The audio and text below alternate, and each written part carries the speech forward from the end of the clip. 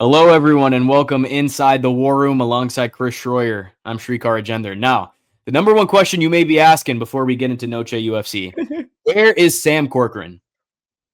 Bro is asleep. We called him about 10 times.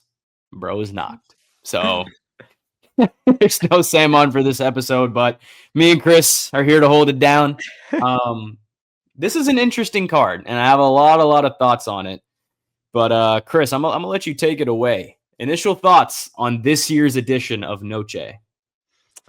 Yeah, I mean, it's all right. I'm not gonna go over the top and say Don't sugarcoat this. Yeah, I'm not wowed by this card. I just feel like we had a very high peak with Noche last year in the Sphere and being a pay-per-view, and obviously nothing's gonna top that. But I still think that there could have been, a little bit more done to make this a premier card. Like you see some of the other cards that are kind of in the same atmosphere as Noche. Like I consider like the Paris card, the Rio card, the Perth card.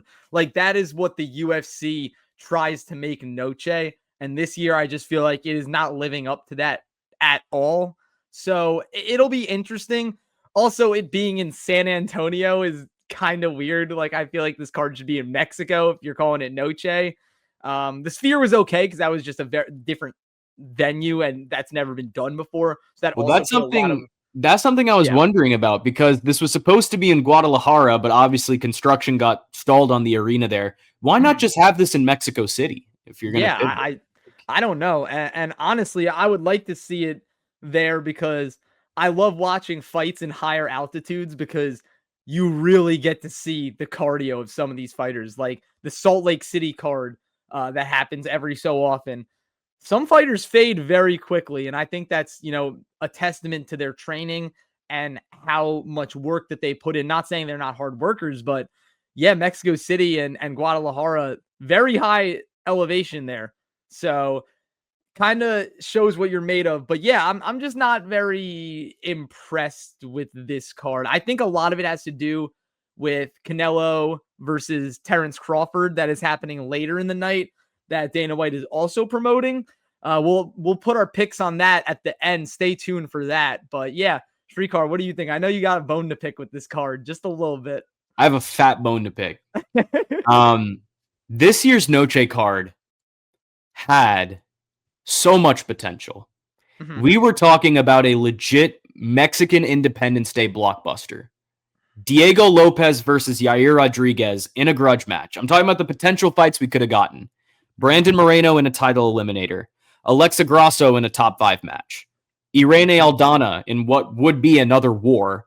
And you sprinkle in names like Lupe Godinez, Manuel Torres, Raul Rosas, Daniel Zellhuber, plus a bunch of surging prospects. You look at David Martinez, Edgar Chairez, Ronaldo Rodriguez, off Contender Series. Ramiro Jimenez could have been on this card. And if they really leaned in, you could have brought in names like Dominic Reyes, Tatiana Suarez, Brian Ortega, Daniel Rodriguez, some of the most beloved Mexican-American talent in the game.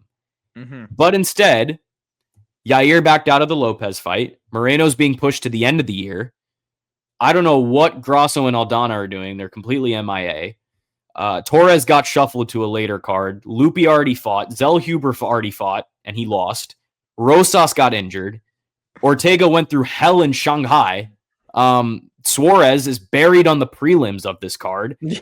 So out of 28 fighters on this card, only 8 are Mexican or Mexican-American. A couple others train in Mexico, sure, like you have your Diego Lopez's, but this card's in San Antonio, not even Vegas or not even Mexico. And it just feels like they threw this together at the last second.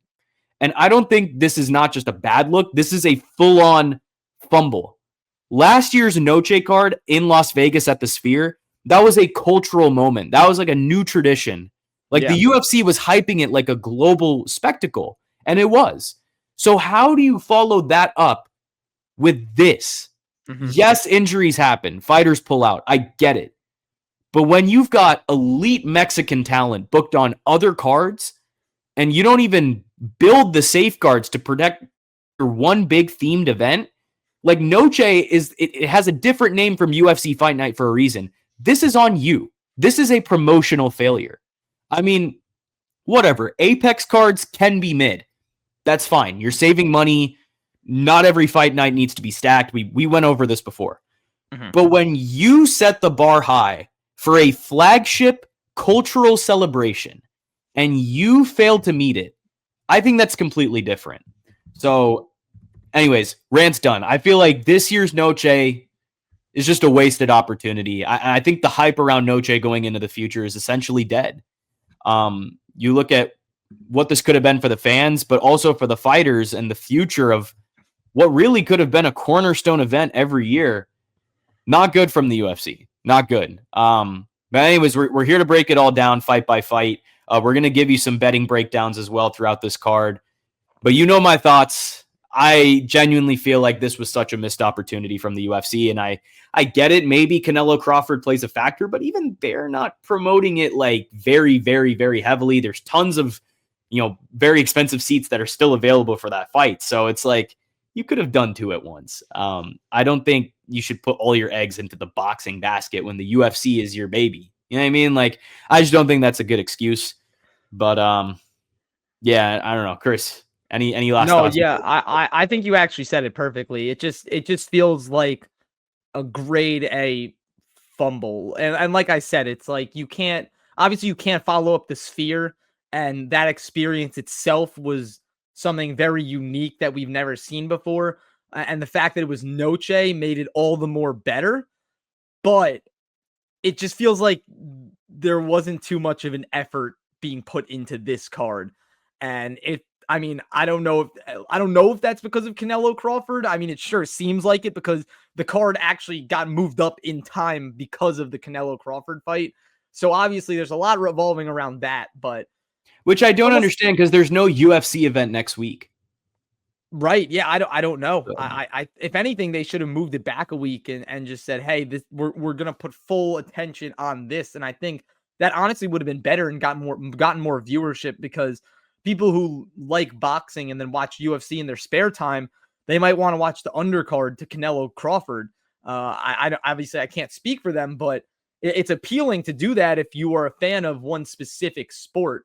But yeah, it honestly feels like the Seahawks throwing the ball at the 1 yard line. It's like you had all the opportunities to make this great and you mess it up because your priorities are just elsewhere. So, and the funny thing about that boxing undercard for Canelo Crawford, it's bad. It's really terrible. Bad. And it was built with the design so that fans that are watching Noche can just transition straight to Canelo Crawford. Yeah. I think that's like reverse promoting. Like I just don't think that's good promotion at all. Yeah, but, it's very interesting. Yeah, it's like. But I'm not a promoter. I can only speak from my side of the world. Right. But just from my eyes, I think this is a promotional failure on all accounts. I agree. I think you said it perfectly, and yeah, but with that being said, we're still gonna break down these fights.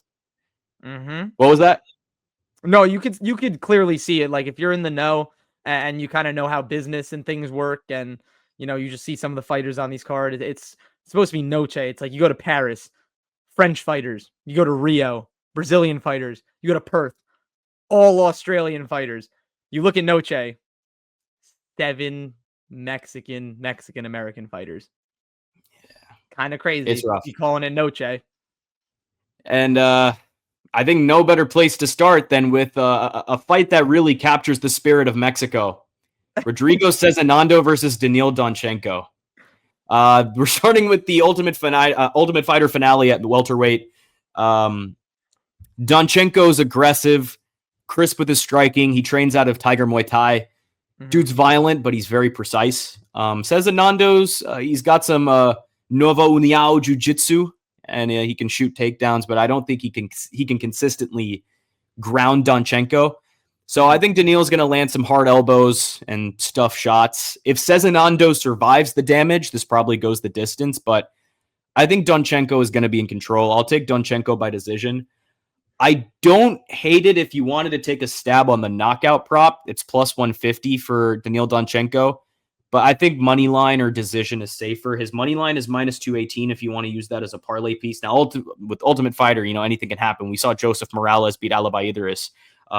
just at UFC 319. But Daniil Donchenko to win by knockout is plus 150. His decision prop is plus 300. So I like both of those props, but overall, it's a pretty confident pick. I'll go with Daniil Donchenko.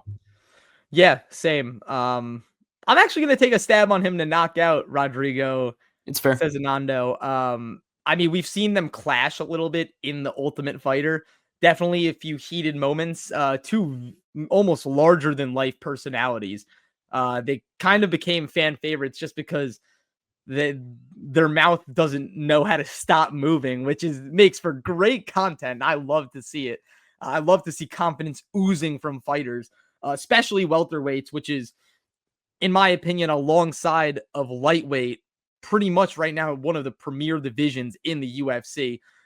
So these guys are going to be making a statement for themselves. But yeah, I think this fight's going to come down to where it's going to take place. And Cezinando, very dangerous on the ground. He can overwhelm with pressure, submissions. He has it all. You mentioned his jiu-jitsu background, Srikar.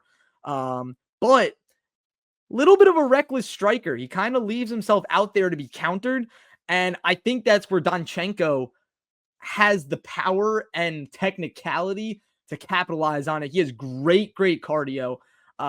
We haven't seen too much of the wrestling, but I think he will be working on that, in his off time, especially with this fight taking place a month after it should have. Gives an extra fight camp to, really lock in and try and take everything into consideration about where this fight could take place.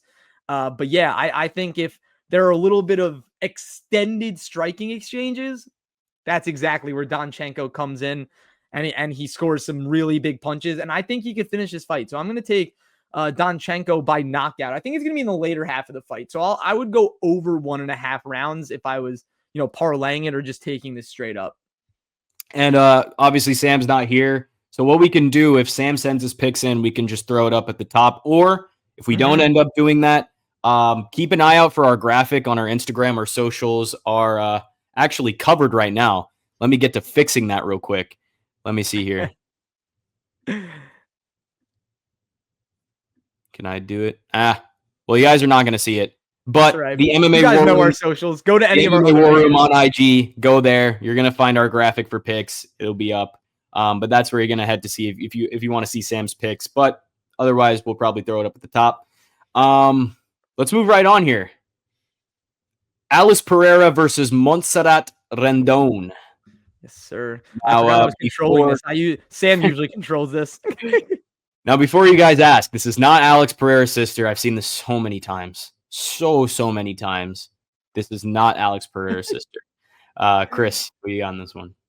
Oh, this is going to be a really good fight, in my opinion. Two young prospects going at it. And I believe Alice Pereira is 19, right? I'm pretty sure I'm right. Yes. She is the youngest woman to ever fight in UFC history. So that is going to be awesome. We're going to be seeing, obviously, history in this fight. And I think her youth and athleticism are going to put her over the edge. So I'm going to take Alice Pereira by unanimous decision. She's a very crisp striker, great power. And Rendon kind of lacks finishing ability. So does Pereira, somewhat, but Pereira just has such a reckless, reckless abandonment where she just doesn't care about anything other than swinging wildly and just trying to take your head off. So there is a little bit of cardio concern that I have with Pereira. I think she might come out of the gate a little too strong and try and really press the issue and not conserve enough in the gas tank for the later rounds. And I think that's where Rendon could use her, I guess, veteran advantage. Even though she's 6-1, she's still been there. She's still been in the UFC octagon before, so she's felt, she understands the fight game in terms of UFC fight game. But I don't think Rendon has the tools to really expose her and make her pay for some of the mistakes that she's going to make. So I think Pereira is just going to control the octagon. We're going to see explosions, strikes, and hopefully she just, banks some early rounds. So in the final round, when she most likely starts fading, she kind of gives herself a cushion or margin for error. So yeah, I'm going to take Pereira by decision, unanimous decision. Yeah, Alice is, as you mentioned, 19 years old and has some decent Muay Thai technique. Rendon's 36 and tough, but she's also very hittable and a bit sluggish with her movement. I still think betting this one feels like a gamble either way. I'm going to take Alice Pereira by decision, but the way I'm looking at it is you're either trusting a teenager who's been beating cans or a 36-year-old with very, very average tools. So I'm siding with the youth and the size of Pereira, but I'm not going to put really anything heavy on it. I don't even think I'm going to bet it at all. But if I were to put a bet down, I would say Alice Pereira money line would probably be the way to go. I wouldn't go any further than that because she's minus 142 on DraftKings right now. So Alice Pereira, both of us in lockstep right there. So we're 2 for 2. We're not going to get parity anytime soon because the next fight up, Alessandro Costa versus Alden Coria. Scroll up. Ooh, sorry. I keep forgetting. This is Sam's job. Sam, where are you now when I need you? Oh man, this is a mismatch. Costa's aggressive and well-rounded. His leg kicks are brutal, and he can grapple. Coria stepping in on short notice, and I think Costa's going to drown him with volume and damage. Costa might be a little chalky at minus 450, but I think he's a solid parlay piece, or maybe if you want to take him to win by finish, I think that'd also be good. I'm going to go Alessandro Costa by TKO. Real quick, I'm going to try and find the odds for you. So it's actually not minus 450, it's minus 410. But if you wanted to get him by knockout, it's plus 225. If you wanted to get him to win by finish, that would be plus 110. So I think both of those are way, way better odds. Essentially double or nothing odds. So I would take that because I definitely think Alessandro Costa is winning this fight. But yeah, Chris, who you got? Yeah, first of all, those odds are provided by DraftKings. If anyone from DraftKings is watching this, please sponsor us. We would appreciate that very much. Yep. I would appreciate that very much. Always got to throw that in there. If you watch every video and we talk about betting, always asking for the sponsor. One day it'll happen. One day we're manifesting it. Yes, we're manifesting it. But yeah, I agree with you. I think there's going to be a very one-sided fight. Like Coria, actually a pretty skilled boxer, if you ask me. But he just lacks everything else that you need to finish a fight. Like there's really no ability, like fight-ending ability to keep the pace. Like he doesn't really have that next gear that you're looking for to just completely flatline someone. I mean, he has the technicality. And that's going for him, but there's really like no athleticism, wrestling, and his jabs and combinations, they could trouble Costa. Like, don't get me wrong, like a good boxer, you don't have to be the fastest, you don't have to be the strongest. Timing, honestly, is sometimes the biggest weapon. But I think Costa, he just drowns you, man. Like he just overwhelms, and he can keep very good range with pretty much everything that you do. He can land good kicks. He has the power to drop you. And I think that's where this is going to add up. And I think he will, like, this is not going decision. I think this is going to be a pretty harsh TKO from Alessandro Costa, maybe even a club and sub. But I think that this fight is definitely going to be finished. So I'll just say Alessandro Costa double chance, especially if it's at plus 110. You cover your bases. I think that's a pretty good value bet, in my opinion. Moving right up the card, Zach Reese versus Sedriques Dumas. Sedriques. I did not think Dumas would be fighting again in the UFC for various reasons. But Chris, what are we thinking here? Yeah, I mean, like he apparently needs this check because he has $13 in his bank account. So I wonder where that could stem from. Yeah, I don't know. He said he posted it so we can make fun of him. So I just make smarter decisions, dude. Please. Like I don't know what you're doing. Like, you're just shooting yourself in the foot. He literally couldn't fight in Miami because he had an ankle monitor on. Come on, bro. Like what else can you do, bro? I don't get it. You were actually someone that I loved you as a fighter. Like a year, what was it, a year or two ago? Dude, like I actually bet on you every single time. every single time. I've paid the price for it the past couple times, and I'm not paying the price again. I'm taking Zach Reese by knockout. Someone is getting finished in this fight, and I think it's Sedriques Dumas. Dumas. I just think that he's too vulnerable sometimes. And Reese is vulnerable too. Don't get me wrong. Bro has durability issues for days. But he just is more well-rounded, and he has a way better grappling that he can just kind of overwhelm Dumas into making stupid mistakes. And even though Dumas can survive the storm, and he is a dangerous striker, don't get me wrong, I just think that Reese, he's going to rip to the body a lot. And that's like, if someone has cardio issues, which Dumas does have, when you take those body shots, it's like the UFC video game. Like your cardio or your stamina just goes down. Yeah. Instantly. Like it just drains you. And it's so hard to, get back in the fight when you don't have the gas tank to do it. Not because you're exhausting yourself, because you're eating shots that exhaust you. So I think there are going to be a little bit of very tense clashes when they're standing. But I think that Zach Reese could land that big shot, bring it to the ground. I think we're going to see some ground and pound in this. So I'm going Zach Reese by TKO. Reese is the more well-rounded fighter, but he can be a bit reckless, and that's something I think we need to watch for. He's got some slick grappling, and I think his top game is definitely legit. Pause. Dumas, the guy's got legal trouble, man. It is what it is, and he's inconsistent, but he can crack. And if Reese gets too wild, he could get caught. But I'm gonna take Zach Reese. I'm gonna take Zach Reese by submission. Ooh, I think okay, Reese. I think Reese has the better jiu-jitsu and better fight IQ, which is saying something. It really is. He just needs to stay composed and just not get clipped walking in. Zach Reese by submission is plus 300. I really like that prop.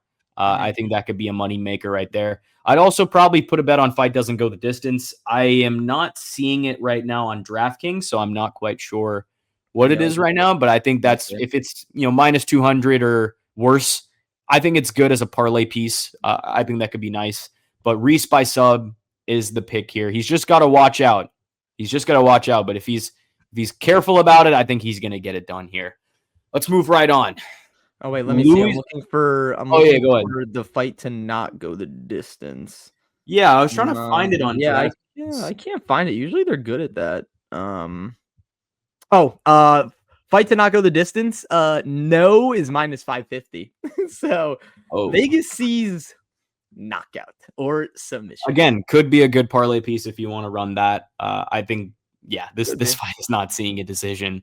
Nope. But one that could be seeing a decision: Luis Gurule versus Jesus Aguilar. This is a much better matchup for Gurule than his UFC debut against Odi Osborne. Mm-hmm. Aguilar's short and will wrestle, but I think he's very limited in his striking, and he often overextends. That's something I noticed. Gurule is the more physical guy with better combinations and solid defensive wrestling. I think Gurule is going to take this by decision. I think Gurule will win with cleaner, more powerful striking and just sprawl and brawl. I think that's going to be the strat here. He's got cardio and durability, and I think he outpaces Aguilar in a hard-fought scrap. Let's look at the odds real quick. Gurule is minus 205. That could be a good parlay piece for you. There is always a danger with Aguilar, but I'm confident in Gurule here. I don't think he was completely shut out by Odi Osborne. He showed some good moments in that fight, and this is going to be significantly easier than Odi Osborne. I think he makes good on it. Give me Gurule. Yeah, definitely. Very good striker. A lot of power. Solid pace too. I mean, we didn't get to see that much because of that Ode Osborne fight, but Ode Osborne is almost, I don't want to say gatekeeper. I can't throw that term around, but he overperforms too. Like Ode Osborne's a very good fighter. He's a very good fighter. What's crazy? Now that I think about it, there's a few different names at flyweight that we kind of throw out there as gatekeeper names. You got Tim Elliott. You've got Charles Johnson.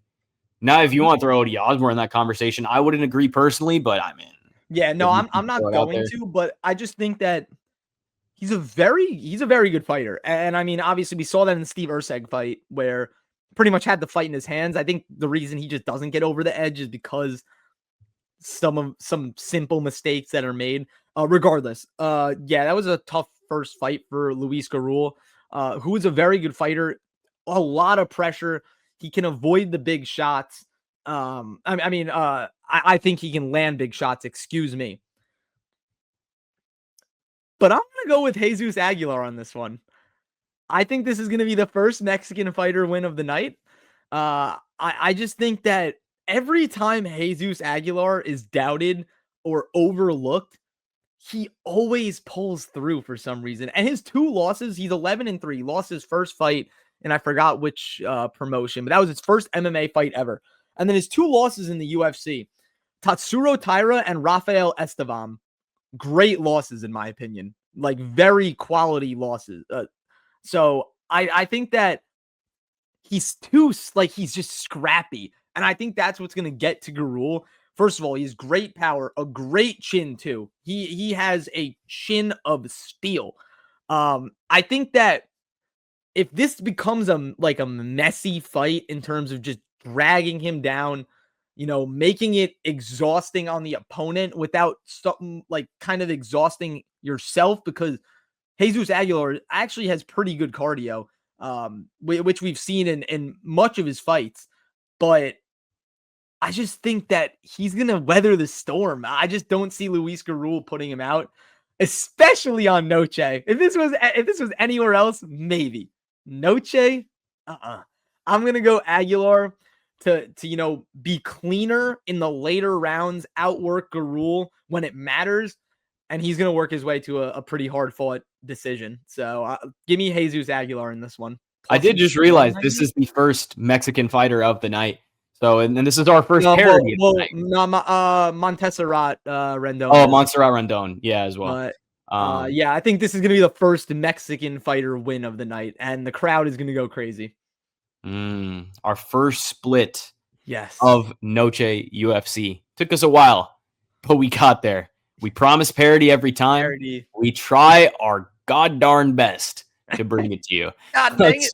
Let's move up the card. Tatiana Suarez versus Amanda Lemos. Scroll up.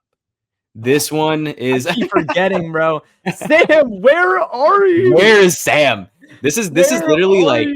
This is Sam's territory here that we're just treading on. I feel like he's always the guy that just has the UFC website pulled up. He's Mr. Predictions. This one is a banger on paper, and honestly, I think this should have been Suarez's title eliminator rather than Jessica Andrade. I feel like Jessica Andrade was a layup, but this would have actually truly tested her a little bit more. Chris, who you got in this one? We're seeing it a little bit later now. Yeah, I don't know how this is buried on the prelims. Like, right? Why is this on the prelims? Who decided that? I don't understand. Yeah, I mean, Suarez in her last fight, favored against Zhang Weili. Obviously, that does not happen very often. She has all the tools necessary to be a great fighter. Her wrestling is tremendous. Tremendous. And Lemos, her weakness is wrestling. Like, she is not a good grappler. If you get her in those situations, she panics. She'll jump for a guillotine. And I would say she anti-wrestles rather than wrestles back. And against Tatiana Suarez, that is not something that you can do. She exploits weaknesses.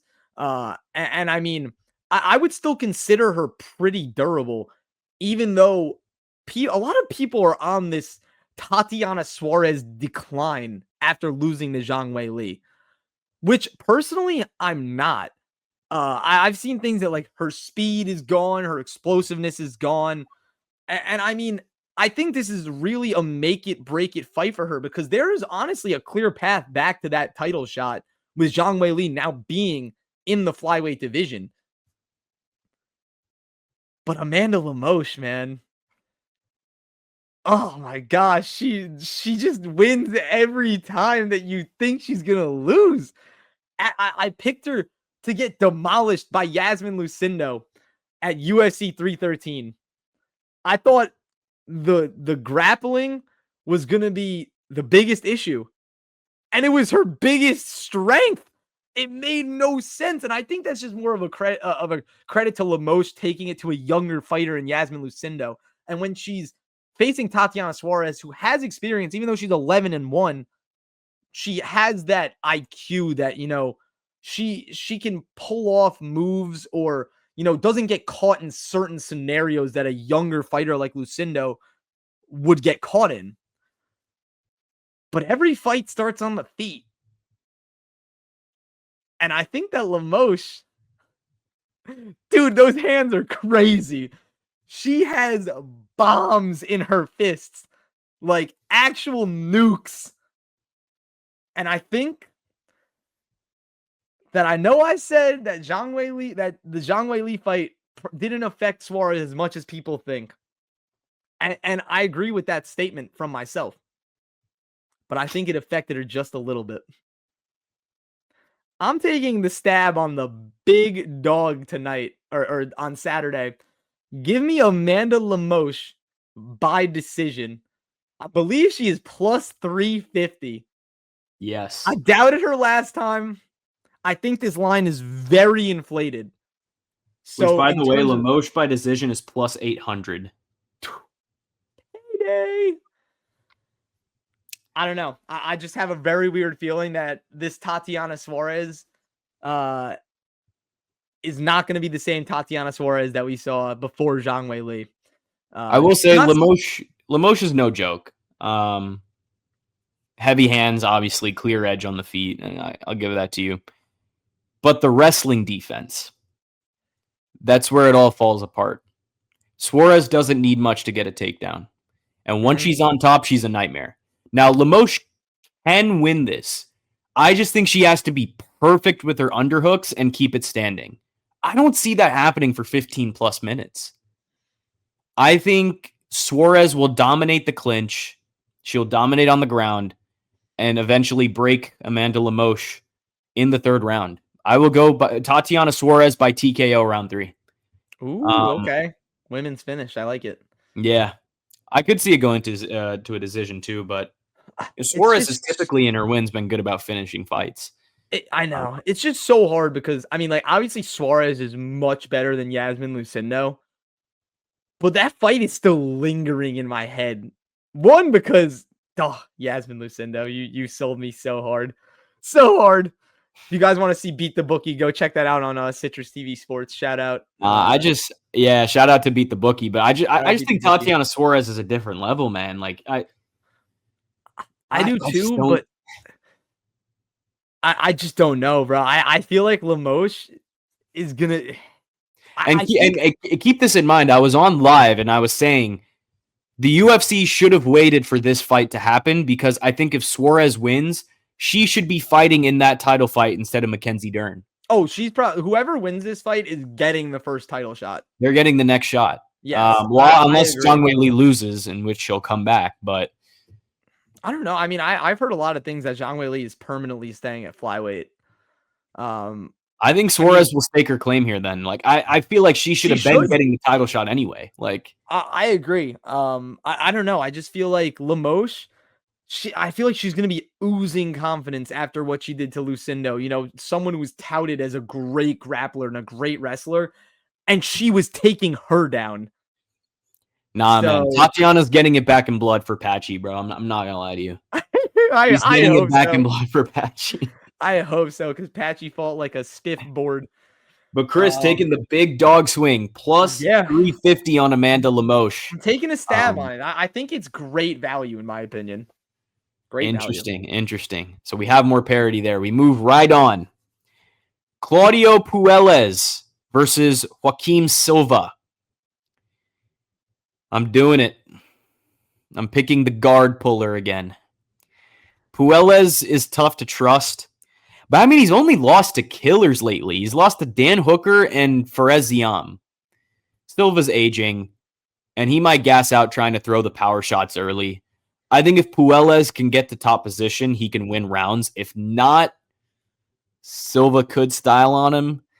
Very low confidence pick here, but I'm going to take the younger, fresher fighter with more potential, and I think that's Claudio Puelles. I'm going to take him by decision here. But again, This is a very low confidence pick. I'm not going to bet on this one either. I don't think this has ever happened with us before, Srikar. We're doing 3 in a row. 3 parity picks in a row. Yup. I'm going Joaquin Silva. I can't bet on a guard puller, bro. Like he is literally the lightweight Paul Craig. Like he's just the lightweight Paul Craig. And don't get me wrong, like bro has crazy knee bars and he could do it. Like he reminds me of like Ryan Hall with the like the heel hook or whatever, the knee bars. I just don't think that Silva's gonna fall into that trap. And even if he does, like Silva's a decent grappler in his own right. But if like on the feet, Silva just has all the advantage in the world. Much better striker, much more powerful. Leg kicks that, if you're a grappler and you get your legs eaten up, that does not help you at all. If all you want to do is, try and roll into a knee bar or shoot, because obviously you get a lot of that power from your legs. I think that Silva can stuff the takedowns. He's showed improved takedown defense. Not top notch yet, but good enough to where I think he can force Puelles to kind of just fight in the clinch. And I don't think that Silva's gonna live in the clinch. I think he's gonna be able to break the clinch. He's gonna gradually outland Puelles, and he's gonna push for a finish. I don't see Puelles kind of just rolling his way and pulling his way into a finish or a decision. So I'm gonna go Joaquin Silva by TKO. I think we're gonna see a finish here. And I just can't pick Puelles, man. He's literally the lightweight Paul Craig. Yeah, again, it was a low confidence pick for a reason, but I think Claudio gets it done. We're gonna get to our featured prelim here. Very interesting. Prelim. Very interesting that this is above Tatiana Suarez and Amanda Lemos. Dusko Todorovic versus Jose Medina. Well, I think we can preface it this way. Loser leaves town. Yeah. That's literally the only way we can put it, Chris. Yeah. I think Medina's only chance is to just land a huge shot. And I don't think he's going to do it. Jose Medina is one of the most interesting and potentially, like, no disrespect, maybe one of the most, like, mistakable signings in the UFC. A lot of hype when he came in, and it just all fell apart. Like, all fell apart. Granted, he has a chin. Don't get me wrong. Dude can take a beating. But you can only take so many punches and block with your face. And he's kind of ran into, some buzzsaws, if you want to call it that, in the beginning. Like, he fought Magomed Gajiasulov. Yeah, Gajiasulov. Whew, that's a mouthful. Zach Reese, who is fighting earlier in the night.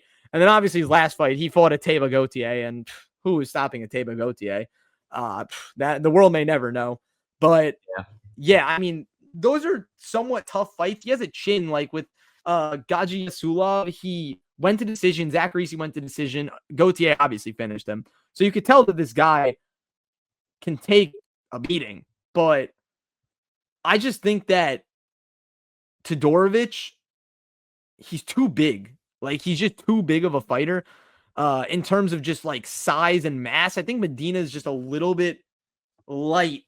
Even though they're at the same weight, he doesn't have as much mass as Dusko does. And I think there's going to be a little bit extra behind those shots of Todorovic. I'm going Dusko by first round knockout. I don't see this getting past the first round, even with all the durability of Medina. Suffered a brutal knockout last time. I don't think that chin is holding up. Interesting. Yeah, Dusko's on a skid, but has fought better competition. Medina's tough, but he doesn't really belong in the UFC. Dusko's striking is cleaner, and he can wrestle a little too. I'm actually going to go Dusko by decision. Now, the odds on fight to go the distance, it's minus 120. And to not go the distance, it's minus 115. So I think the fact that it's this close is kind of indicating to me that odds makers may think this goes the distance. It's not going to be a pretty fight. I think Dusko is literally just going to edge this one out. It'll be a slow-paced, maybe even ugly, dare I say. Oh, it's going to be ugly. Fight. It's going to be ugly. This is going to be a stinker, but it is the featured prelim. Now, on the UFC site, actually, if you scroll up, it shows Alexander Hernandez versus Diego Ferreira on the prelims. I think that's wrong. Marcel posted a picture showing the actual bout order. Medina and Dusko is going to close out the prelims, and then opening the main card will actually be Santiago Luna and Quang Le. But we'll get to that in a little bit. We'll just go off what the UFC is putting on the website. We'll just keep going in order. So next up, we got Alexander Hernandez and Diego Ferreira. Again, not official, but that's the way the UFC site has it. Momentum pick here. Hernandez looked great his last time out.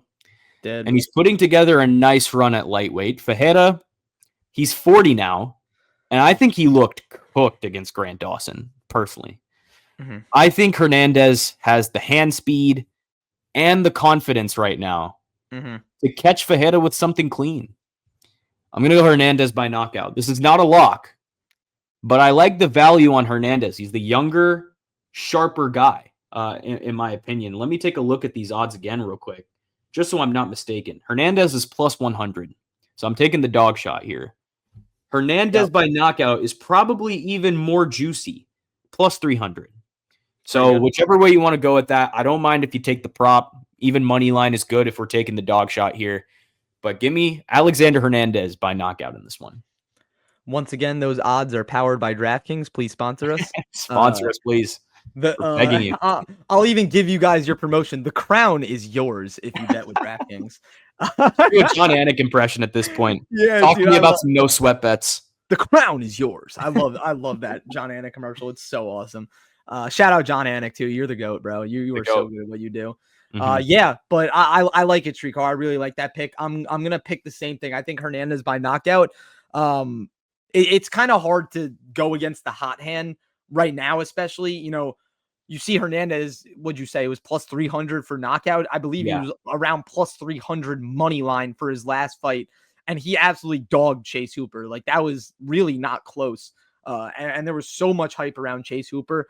And I think for Hernandez, someone who came into the UFC so confident, if anyone remembers, the early fight with Donald Cerrone, he was oozing confidence, and Cerrone put him in his place, and Hernandez kind of still didn't learn from that. It kind of took him a little bit and some losses to really take a step back and understand, his role in the UFC and his path to, making his mark.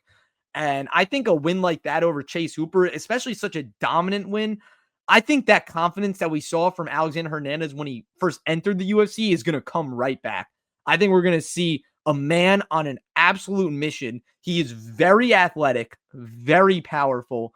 I think he's going to pressure Ferreira into making mistakes. And even though Ferreira's, I wouldn't say like a decorated vet, I'd say a very grizzled vet. He's been in dogfights. He's taken huge shots. But yeah, I think that Grant Dawson fight really kind of showed where Diego Ferreira is at right now in his career. And I'm going to take Hernandez. Like, he's going to be disciplined, and I don't think he's going to stay in those extended scrambles where Ferreira is so dangerous and he can land that, glancing counter shot or just be the last guy to punch in like a scrambled exchange. Because sometimes the last guy that lands in those lands the most dangerous shot because you're pulling out and you're kind of off guard, so you're not expecting it. And just it's like I said before, I forgot which fight we were talking about, but sometimes it's not power that gets you, it's timing. And I think Hernandez is going to be very disciplined in terms of that. Like, he's not going to let Ferreira play into his own game. So yeah, give me Alexander Hernandez by knockout. I think that's great value. Money line too, if you want to put it straight and you're a little bit scared of doing a prop. It could go to decision, but I feel like that's pretty... That's a toss-up for me. I think this is going to be finished, especially with the way Hernandez has looked. 100%. Both of us taking the stab on the dog, Alexander Hernandez at plus 100. Again, if you like the knockout prop, plus 300 on DraftKings. Moving right along to what the UFC site says is the start of the main card, and also what Marcel says the start of the main card. Santiago Luna versus Kwang Le. Luna's a fun prospect, but he's taking this fight on short notice. He's dropping back down to 135. Chris, are you siding with the prospect in this one with those circumstances up against him? It's going to be tough. And obviously right here on the website, Luna is not even in their database fully as of yet. He's 6-0. Happens a lot. So yeah, pretty much. Actually, all right, let's just go from all right, I don't know who this guy is. There's no picture. He's 0-0. Who is he? No, I'm joking. He's 6-0. So I mean, you kind of have to take into account, where he's gotten those wins and how he's amounted them. So I'll just give you guys a little bit of context because Kwang Le is 9-2. He's fought in the UFC for a while. Santiago Luna just knocked someone out on Tough Enough. If you know what promotion that is, it's an all right promotion. You may know it because of Sean Strickland, but yes, but it's an actual promotion. All of his fights have come in Ultimate Warrior Challenge of Mexico. So he is strictly a regional scene guy, honestly, to some of the lowest extent. I don't even think I've actually ever heard of it, someone ever coming from UWC. So it'll be interesting to see, what kind of caliber fighters that they put out in this. But he's 21, youthful, pace. He has finishing instincts. He has, I believe, sorry, I was just looking at it. Every single fight he's been to, except for one, has ended in a finish. He has subs. He can knock people out. He's won 5 by submission. Or 4 by submission? 5 by submission.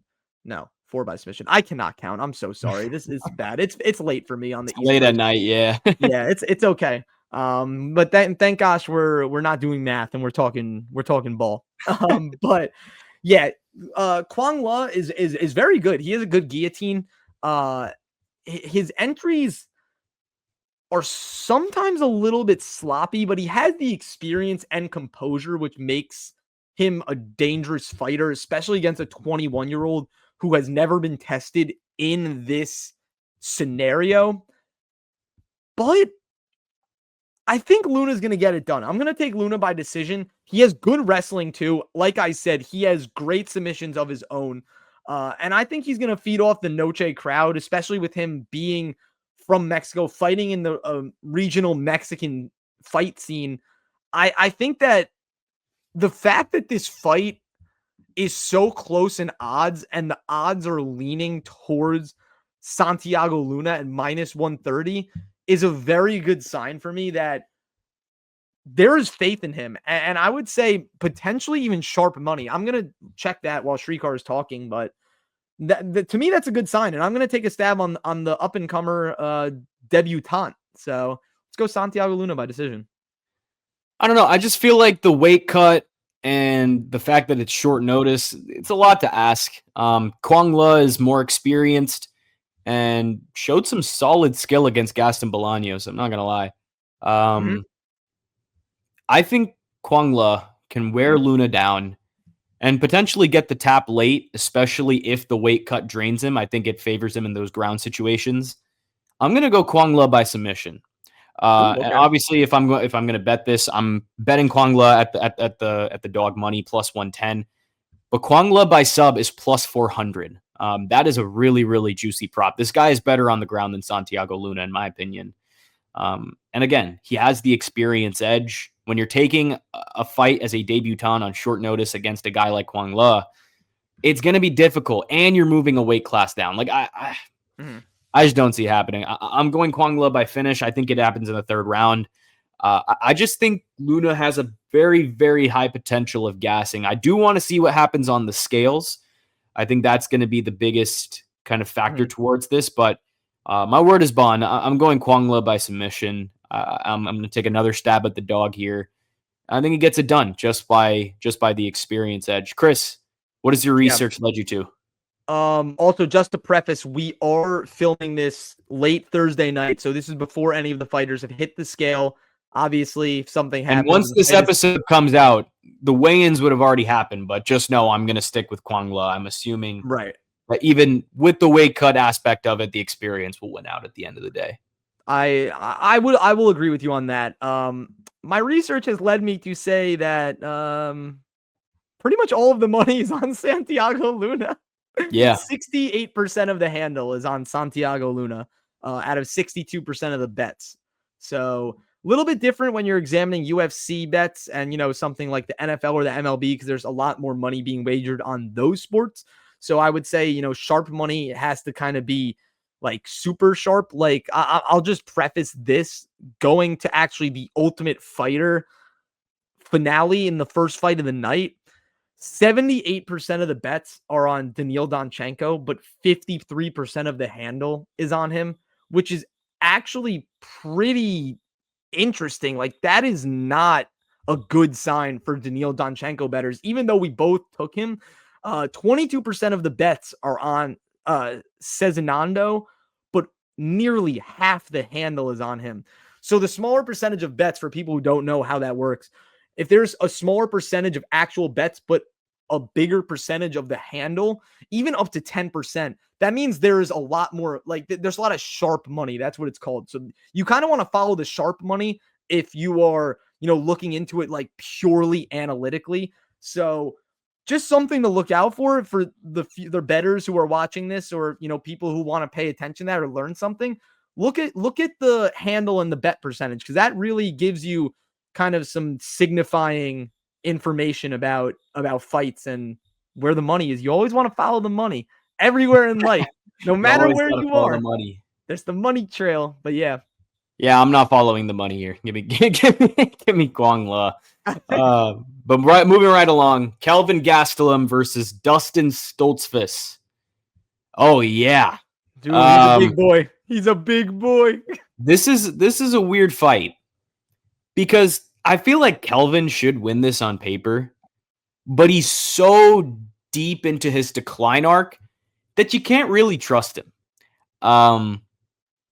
But still, I think he boxes up Stoltzfus and maybe even mixes in some wrestling. I'll go Gastelum by decision. I don't think we're going to see vintage Kelvin, but I think he still has enough left in the tank to beat a guy like Dustin. Obviously, he did make it kind of close with Joe Pyfer, which was a pretty good accounting of himself. I think he gets it done against Dustin Stoltzfus. Gastelum money line, I think, would be a good parlay piece, minus 245. If you wanted to take Gastelum by decision, that is plus 140. I also think that would be a good bet here. But yeah, I'll go Kelvin Gastelum by decision. Yeah, I'm gonna do that too. I think that's a pretty good bet. But boy, does he look big. And yeah, I wouldn't say in a good way. He looks massive. Didn't he have like a show where he ate tacos and he was like, "Yeah, we're missing weight." Yeah, and he actually ended up missing weight. Yeah, I mean, like, all right, like, yeah, you're already kind of like at the end of your career, so I guess it's like all right to do that. Not really, but you know what? Right on, Kelvin Gastelum. Right on, man. You gotta be as professional as possible. But I think he is a professional to one of the highest extents. He's been in the game for a very long time. He's fought some of the absolute best. We saw him beat Joe Pyfer too, or no, he didn't beat Joe Pyfer, did he? Got close to it, but he didn't. He was close to it. Oh, almost beat Joe Pyfer. Sorry. Kind of mixing up results in my head, but yeah, he's beaten some very good fighters. So yeah, I think that Stoltzfus, don't get me wrong. Oh, actually, Stoltzfus did beat Joe Pyfer via broken arm. If we're talking about people who beat Joe Pyfer. But yeah, I just think that Gastelum experience is going to be a little too much. His wrestling is still extremely sound. Like the dude is a very good grappler. He also has power in his hands. And especially now, if he has a little bit of weight behind those strikes, yeah, I could see some damage being done to Stoltzfus. I don't think this is going to go to decision, though. I'm going to take Kelvin Gastelum by TKO. I think that's a little bit of a bold take, but I think that he has enough power and, striking capacity to knock someone out like Stoltzfus, who has been knocked out brutally before. So yeah, I think I'm going to take Gastelum by TKO, and I'll look at the odds right now. I think Gastelum by TKO is plus 200, if I'm not mistaken. So the odds are actually pretty close when it comes to decision or knockout. And I bet if you double chance it, you won't get the best value out of it. I'd say just pick a side. But the side I lean is decision. Obviously, we know that the knockout won't really happen from Stoltzfus' side. Kelvin's got a good chin on him. Arguably one of the best chins in the entire UFC. So I think he'll hold up his end of that bargain. But dude's chin is also massive. Yeah, like it's just pretty a huge cinder block. Well, it goes to show if Joe Pyfer couldn't knock him out, then and that was primarily a stand-up fight all 3 rounds. So it really goes to show that Kelvin Gastelum has got the iron chin. I'll pick it to go decision, but TKO if you want to take it, plus 200, still pretty good odds right there. We move on to the featured bout of the evening, Jared Gordon versus Rafa Garcia. This one's a grinder's delight, I would say. Pause. Definitely. Pause for sure. Definitely an interesting one. Chris, I give it to you. Who you got? Yeah, I think that Garcia definitely has great wrestling, physicality, and he can slow Jared Gordon down if he really goes all out on trying to, match Gordon step for step in a fight like this that is gonna have a decently high pace. Like Jared Gordon is a grinder, like you said. Like they both just work very hard in the octagon. They try and make you as uncomfortable as possible. And I think that really, is something that benefits both of them with all the opponents they've faced. And it even benefited Jared Gordon against Paddy Pimblett, which is a fight that, in my honest opinion, he won. Like, I believe Paddy Pimblett lost that fight, and I think that was actually a robbery if we're going back on those. But yeah, I think that Gordon, though, the pace and the experience is going to be something that Rafa Garcia is really going to have to, try to overcome, especially the striking volume too. Like Jared Gordon, he can get you in the clinch. He can make it dirty, land short shots, and just like rack up points. He's kind of a point fighter. He's really not so much of a super knockout artist, even though he can knock you out. And I think that he has great defensive awareness. Like if you take him down, you can't hold him down for long. And Gordon, like I said, he just has a higher output, and his combinations are too crisp to not really say that it can't put him over the edge. I think he's just I think it's going to be a competitive fight. Do not get me wrong, especially early. But I think Gordon, he's just going to outwork him. And I think that we're going to see Jared Gordon winning by unanimous decision in this one. Yeah, Rafa Garcia is almost like that blue-collar dude. Always bringing pressure, always in shape, but never quite able to crack that next level. Jared Gordon, he's inconsistent, man. Some nights he looks like a world beater, other times like a regional guy. But I actually think this matchup leans his way.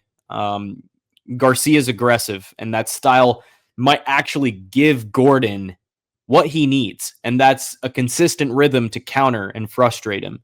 So unless Rafa overwhelms him with just straight cardio, I see Gordon just doing a little more over 3 rounds. So I'm going to go Jared Gordon by unanimous decision. Again, I think this is going to be a very grindy fight. It's going to be one that definitely I see going the distance. I don't think either guy finishes it on either end. But this is one that I might pass on betting just because the inconsistency of both guys. I feel like there is a chance for Rafa Garcia to get it done, but again, I think I'm going to go with Jared Gordon here. Real quick, anything else you got to say on this one before we go to our co-main? No, not really. I think it should be a solid fight. Like you said, all right, let me get it out of the way. I've been like teetering on it. Why is this the featured bout of this card? I don't understand why Jared Gordon and Rafa Garcia it's like we talked about before. Lack of, effort being put into this. Like, put Tatiana Suarez and Amanda Lemos. Yeah, exactly. I think Suarez and Lemos is a way better. They should honestly be the co-main. They should be the co-main. Like, I just don't get it. But beats me, we're not in a place of power, so we can't do anything but complain. Yeah, well, I mean, we're in the war room. We're not in the UFC war room. We're in the MMA war room, which is a different war room. So hopefully we'll work our way there. Some point, man. Some point. Yes, co-main sir. event time. Rob Font taking on David Martinez. And look, Font has made a career out of shutting down the hype trains of these young prospects. Dude's got the veteran craft and the veteran timing to make things ugly for newcomers. But I gotta say, Martinez looks legit. As in, I think this guy could be a bantamweight champ. Yeah, he's new to the UFC, but the guy is clean and he fights with real efficiency. I think if he can stay composed and just execute that slick, technical style, almost like a John Matsumoto blueprint, he could absolutely edge this one out. Font's dangerous. Definitely is.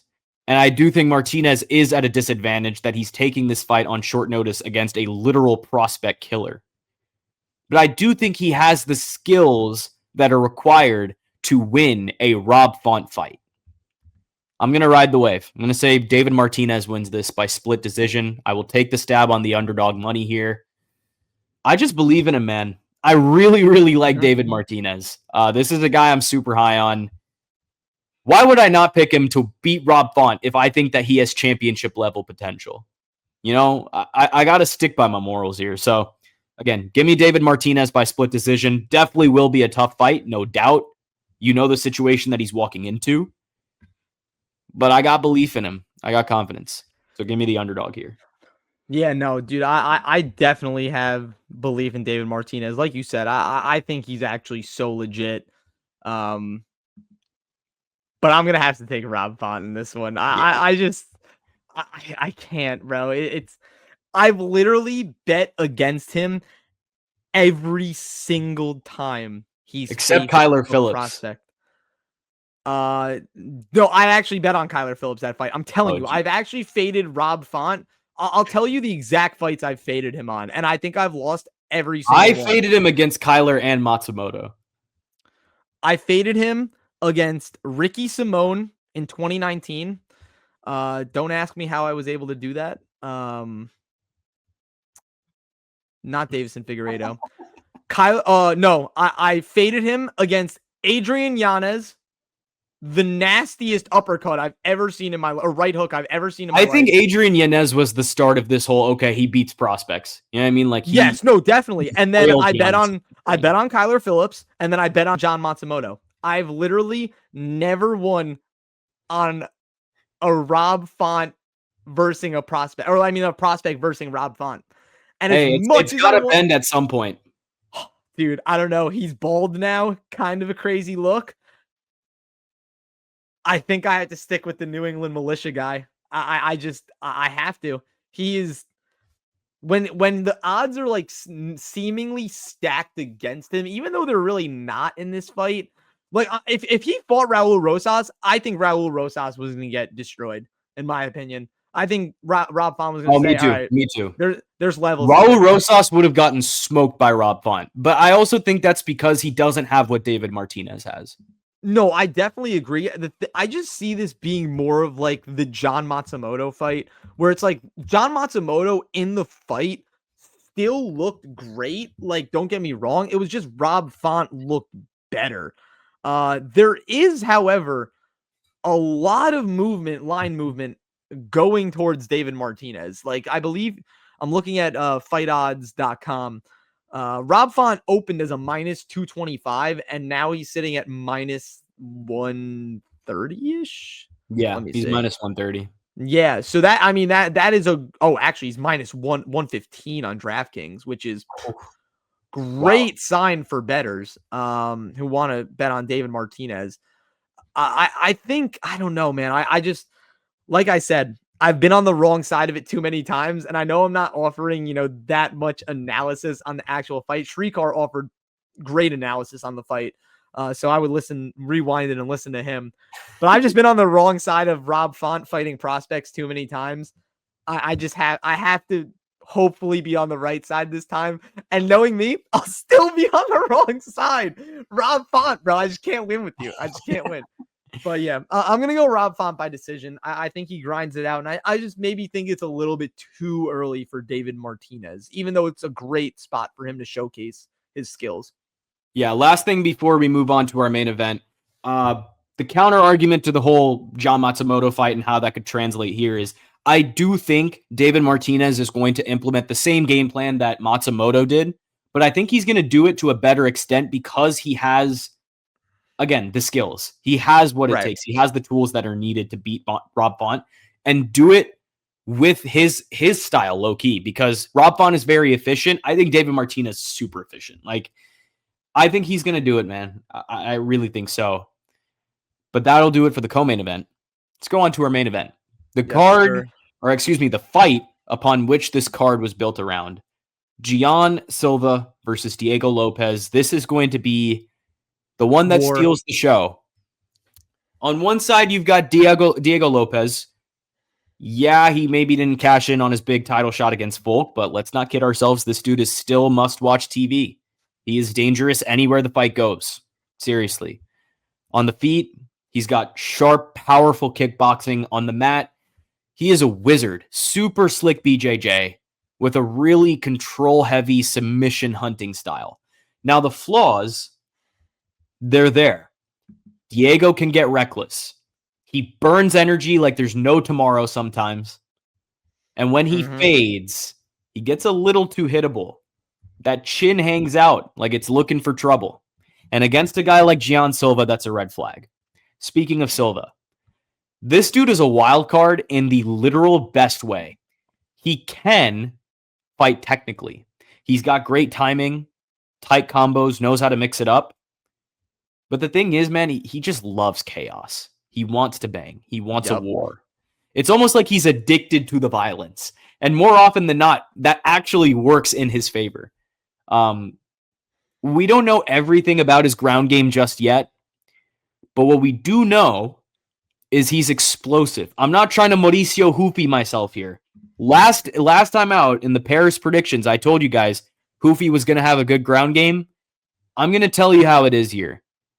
I was wrong. I was wrong about that, obviously. But Gian Silva is explosive, and he scrambles like his life depends on it.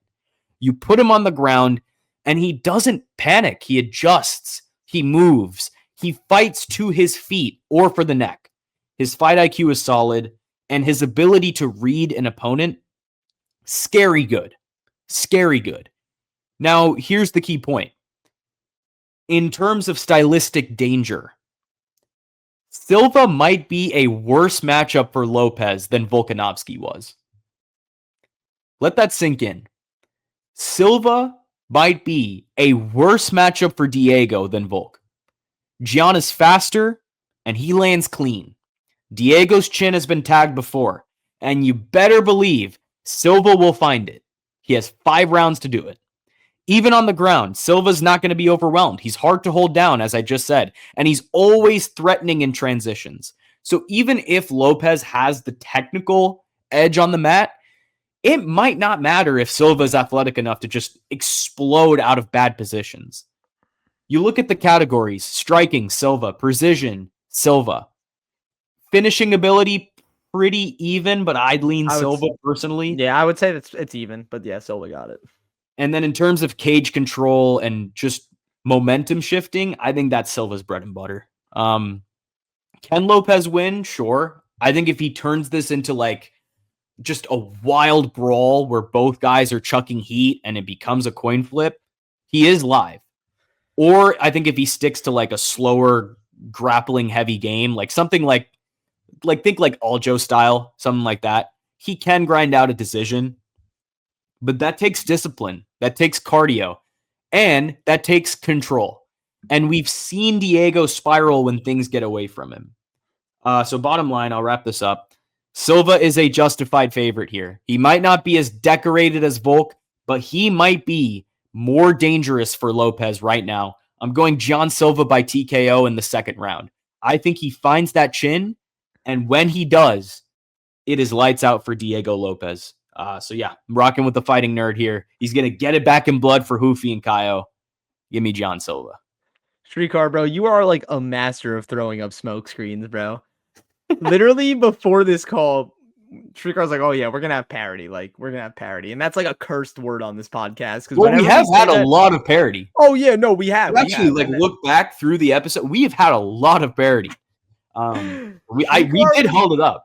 He's been telling me he's gonna take Diego Lopes for probably like the past 2 weeks, and especially today. He's like, oh, we're gonna have parody. I'm like, oh, what is it gonna be on the main event? Like, what are you taking Diego? He's like, something like that. And whenever he says that, I should just know you're capping, bro. You're lying. I agree with you full-heartedly, man. I'm moving my mic away from me so I don't destroy all the headphone users' ears. But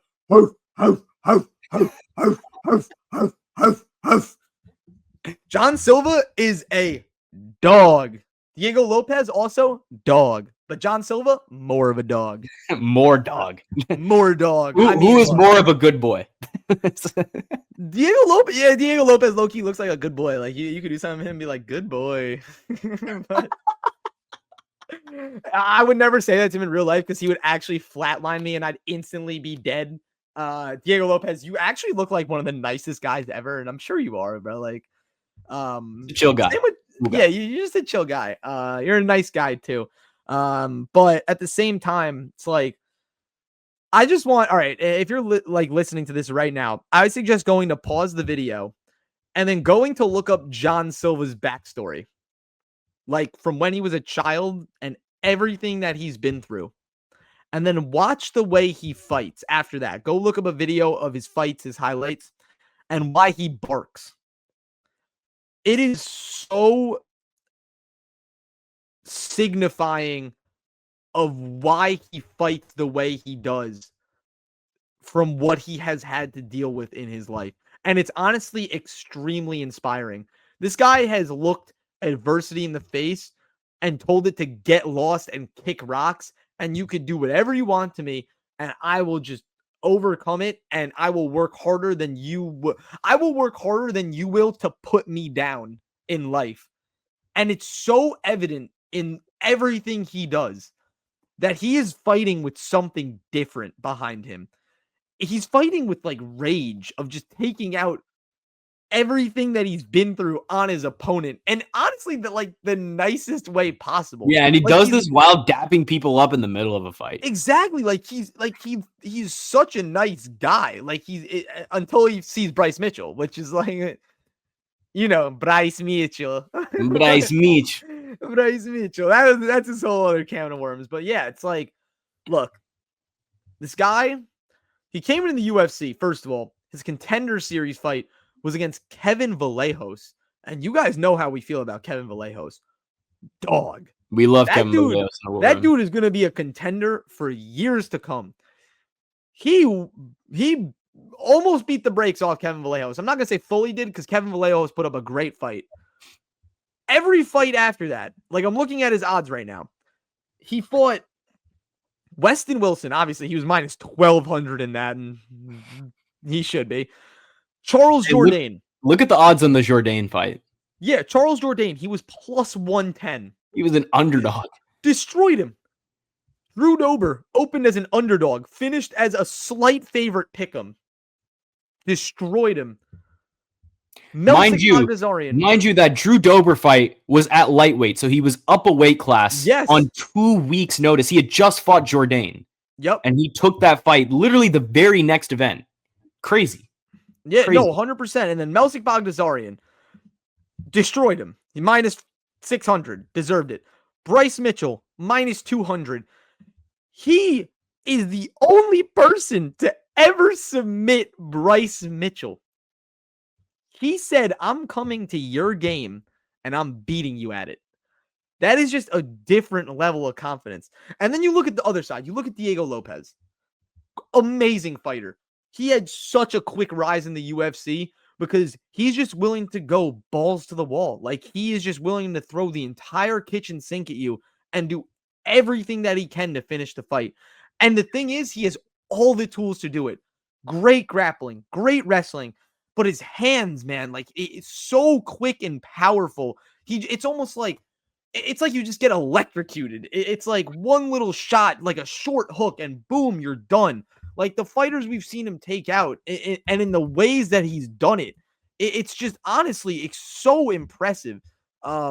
Like looking, I mean, like obviously in 2023 and then 2024, him fighting Pat Sabatini, then Sadiq Youssef, then Brian Ortega, Dan Ige, Brian Ortega again, and then Volk. Like, he's fought comp. Don't get me wrong. John Silva has fought comp too, but not to the level of Diego Lopes. Diego Lopes has fought some of the best that division has to offer, and he's fared well in everything he's done. I just think that John Silva, he's the guy. I think if there's two people that are going to beat Volkanovski, it's going to be John Silva or Lerone Murphy, in my honest opinion. Yep. I think those are the two that have the best chance to really take it to Volk. And you want me to be so honest? John Silva winds up fighting Volk. I could almost see an Ilia Topuria type knockout on Volk. Me too. Like, me too. No, I know, bro. No, it's like so hard to admit, but it's just the way that he throws is just different. It's so technical and so crisp. It's like I said before, it's like sometimes timing is the best power shot because it doesn't need power to knock someone out. I know that sounds a little weird. Timing is the best power shot. Like I kind of contradicted myself, but like you know what I'm saying. You're picking up what I'm putting down. But he has timing and power. That is the recipe to hit the light switch on anyone. And I think that right now, this is going to be his ride to a title shot. I think obviously Lerone gets the next shot just because he had a spectacular knockout. Yeah. But right after that, John Silva beats if he beats the brakes off Diego Lopes, he's next in line, man. He will not have to fight anymore. He will get straight. Yes, he is getting the next title shot. And that is honestly for certain. I honestly think whoever wins this fight, obviously, is getting the next title shot. And it's so sad to see because all right, if Diego wins, yeah, you're right. Maybe he has to do another one. The thing is, he put up a great fight against Volk.